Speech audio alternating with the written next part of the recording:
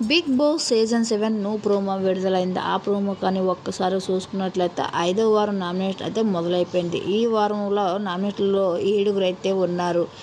అయితే ఇక అమర్ శివాజీని నామినేట్ చేసుకుంటూ వచ్చాడు. ఎందుకు నీకు అలాగ అనిపించింది నా విషయంలో అనేసరికి, నాకు గలాట్ ఈవెంట్ విషయంలో నువ్వు నా విషయంలో తప్పు చేసావు, తప్పు నిర్ణయం తీసుకున్నావని నాకు అనిపించిందని ఇంకా అమర్ చెప్పేసరికి, ఇక శివాజీ నీకు అభిప్రాయం నీకు అలాగ అనిపించిందని ఇంకా ప్రియాంక జైన్ శివాజీని అలాగే యావర్ని కూడా ఇద్దరిని కూడా నామినేట్ చేసుకుంటూ వస్తుంది.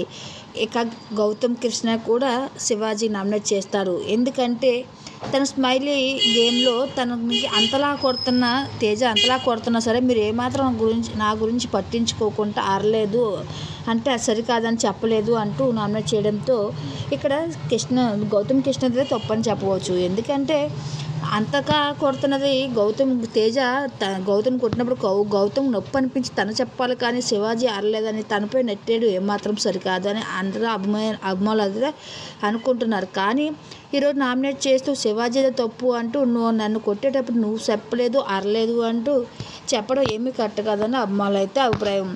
అయితే ఈరోజు ప్రోమో అయితే ఇది జరిగింది. ఈ విషయంలో మీ అభిప్రాయాన్ని కూడా కామెంట్లో తెలియజేయండి.